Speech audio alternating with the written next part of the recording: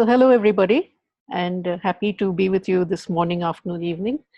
The I'm going to talk about what we can learn from journalists. Now, why journalists? Now, journalists and market researchers seem to come from different worlds, but at the core, our job is the same. We engage with the world, we meet people, we join the dots, and we try and create meaningful narratives which we play out. But there is a big difference in the way that we see ourselves. Journalists see themselves as storytellers first and as activists. They're happiest when they're making an impact with their stories and they want their stories to really change the world. I mean, that's where they come from. Whereas we see ourselves as scientists, we see ourselves as data analysts, and making the output interesting as well has not always been a priority with us, let's face that. It's interesting that the media is going through a credibility crisis at the same time. Uh, what you find is that they are being pushed to be a little more anchored in fact, whereas we are being pushed to fly a little more, not stay so close to our facts and our evidence, and create sharper stories, create more interesting stories that stick.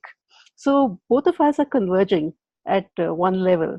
So we have a lot to teach journalists in how to, stay closer to their facts and, not produce so much fake news. Whereas the media can teach us a great deal about how to tell stories. So therefore, what can we learn from the news media? And we have found 8 things, and this is interestingly what journalists would call a listicle. So let's start. Let's look at the very first thing that the news media can teach us. The story focus. Now, a journalist's way is to start with a story. They do not enter a query unless they have a story in mind. And throughout the process of data collection, their objective is to hone the story, find the story, validate the story, consider different perspectives, join dots, and evolve the story over the process. They might midway even discard the story and follow a different line of thinking, but the story is the most important thing. And finally, they would corroborate the story for credibility. We have, as researchers, a much more deductive process. We go in looking for data and then we look at the story later.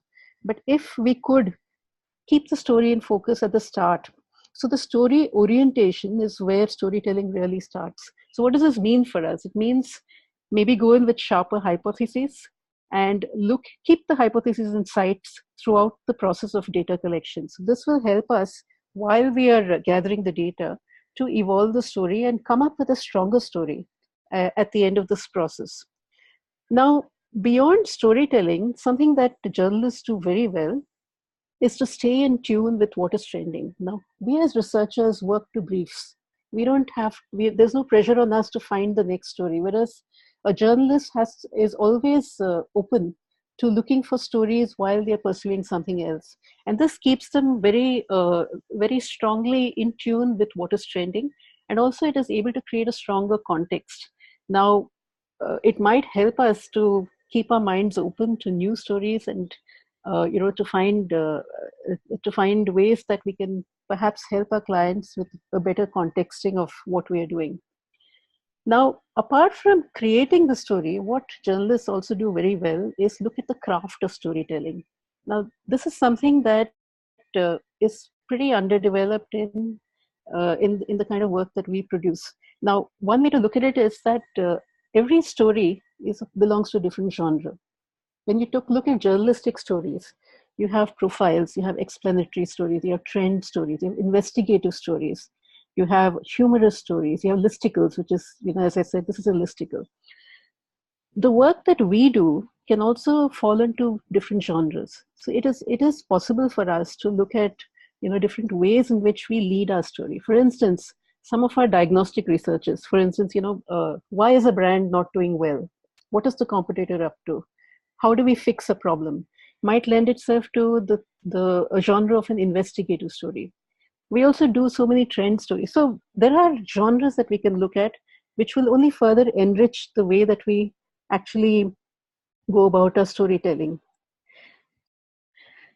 The other way that we might be able to learn from journalists is in their involvement. Now, we are trained as researchers to stay away from our data, to stay impassive, not to get involved, not to personalize or humanize.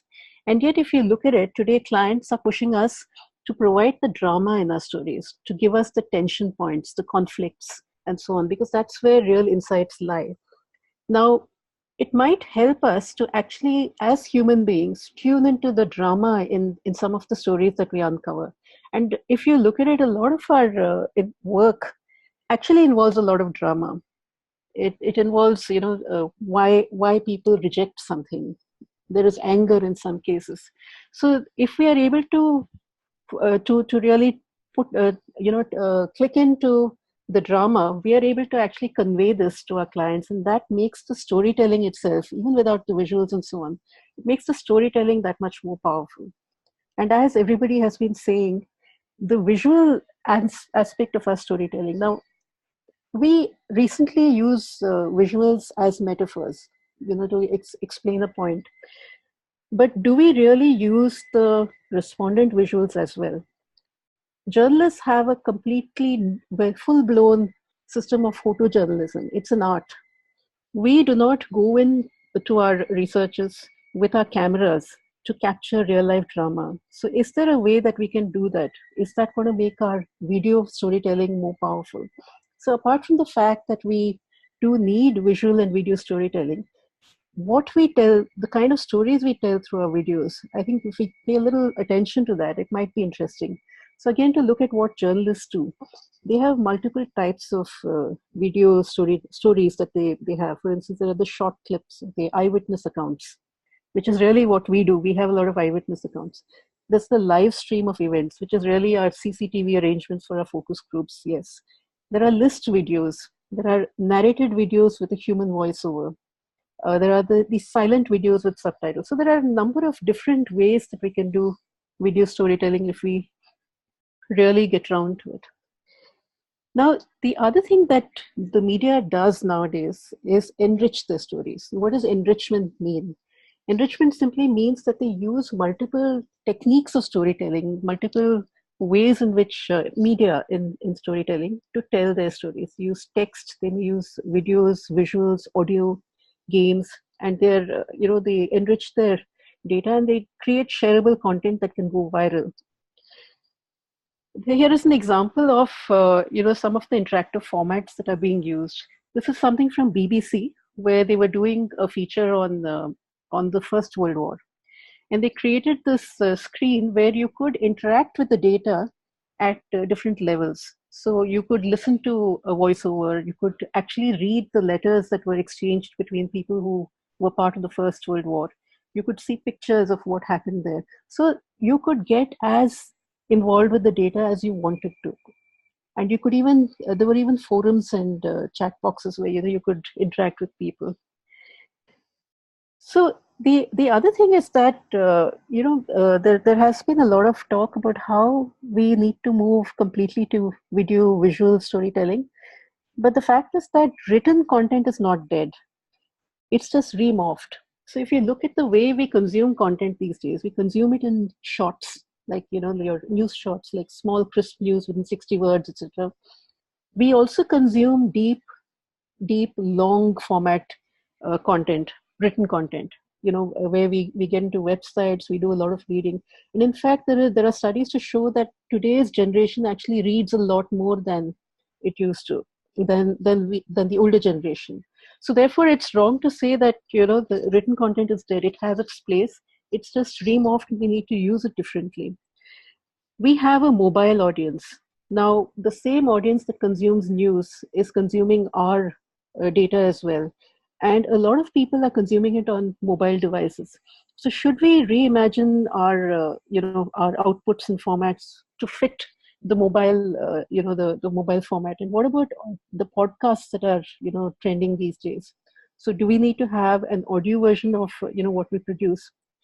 You will find that today in the news world, every media organization mixes it up on the site. For instance, the New York Times, if you take this web page, you find that on a single sheet, on a single page, you have a long format story, you have a short summary, you have a silent video, you have a listicle, you have games, you have all sorts of things that are interacting to provide the engagement that people seem to need.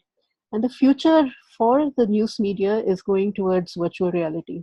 So you have things like CNN VR, you have the BBC Taster, and there is much more. Now, I know that the research world is beginning to experiment with virtual reality when it comes to data collection. But, just kite flying. But can we engross our audience, that is our clients, into a virtual reality output that can actually give them a feel of the kind of world that the consumers live in? So these are exciting times, and it's going to get even more exciting. So that was about storytelling and the craft of storytelling. Now let's talk about breaking news. The news media has been able to leverage technology to increase their speed. Time works very differently for journalists as opposed to researchers. We think that 2 weeks is a short period of time. For a journalist, the news has to break immediately. So the level to which they have leveraged technology to be able to break news is amazing. There is a whole tribe of mobile journalists called mojos that use the mobile phone to gather data, to collect it, to sort it, to analyze it, and to broadcast it. So they create short stories very quickly using mobile journalism. They are also able to harness audience power. Now they know that most of their audience now has smartphones, and today everybody is a newsmaker. Every single person who has a smartphone and a Twitter account is able to create news. The best example of this was when Osama bin Laden died. The breaking news came not from any of the news channels, but from the neighbor in that area where Osama bin Laden was killed. So we could, for instance, create quasi researchers of people who are smartphone users who are able to report the news. This is not just a panel, but a little beyond creating a panel of respondents. Keeping the pace of news is also uh, a way to use your different formats. Now, the way the news channels and the journalists do it is that if there's a piece of breaking news, they break it first, perhaps on Twitter. Then they follow it up with a short article on maybe for a mobile device. Then they get on to the television where there's breaking news, and then they get on to your long format discussions and long format articles, and then they keep it alive through panel discussions.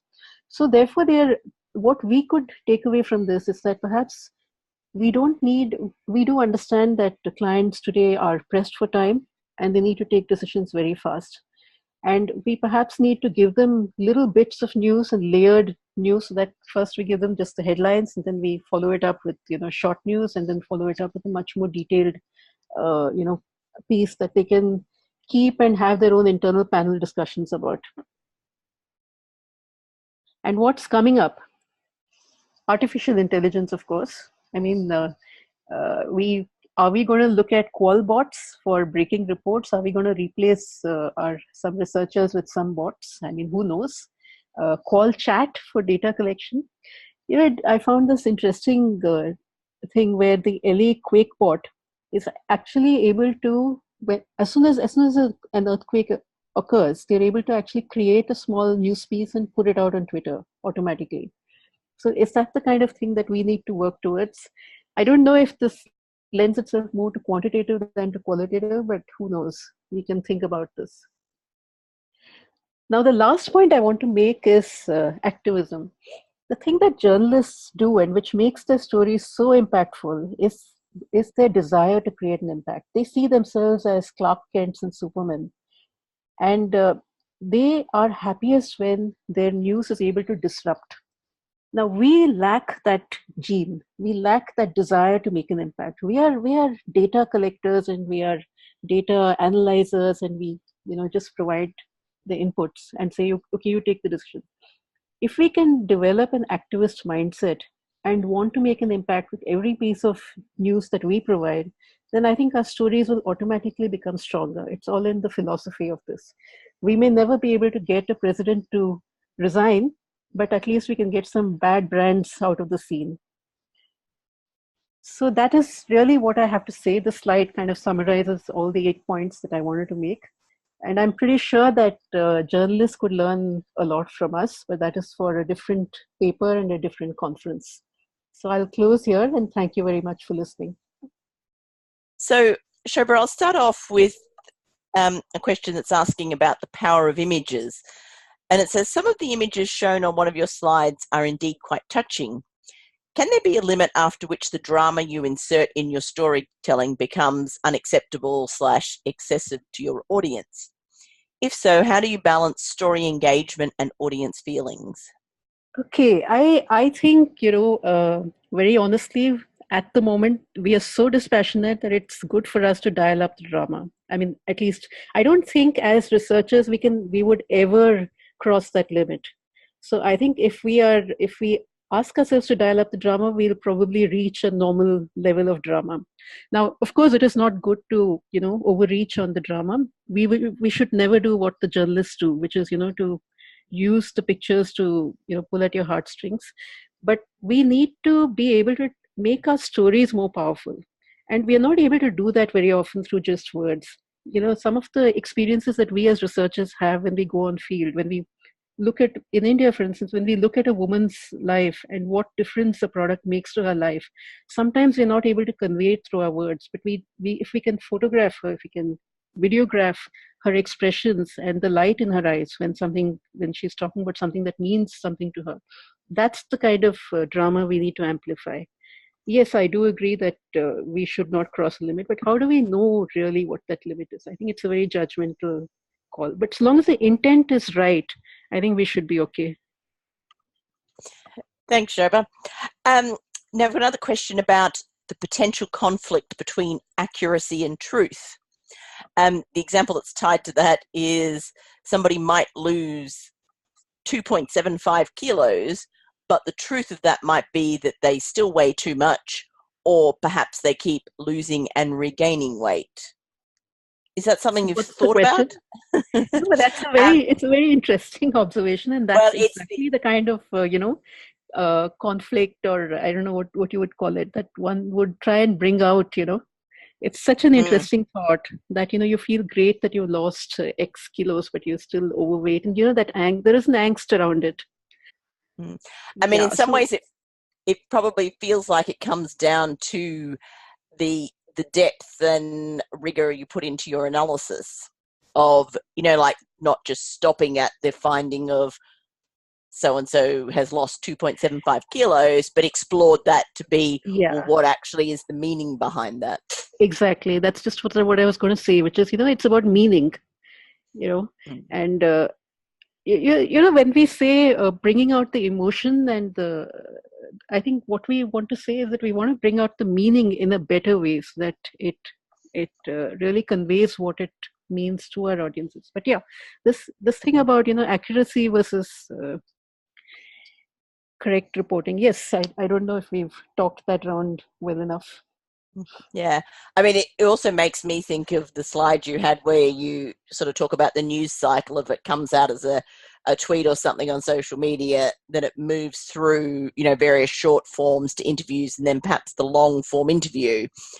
I suppose the danger with sort of top line quick results is that you get to the 2.75 without having explored, the more deeper messages and stories behind that. So there's probably a lesson about, thinking Yeah. about how you move through that process. Also, I think clients are pretty clear that the opening headlines that we give them will be modified, but they would just like to, sometimes they just want to participate in the process. They want to be part of the news making, and Yeah. this just helps them to feel involved and to follow the story as it unfolds. And that's what news audiences do. They don't always need the accuracy, but they need to feel part of the discovery.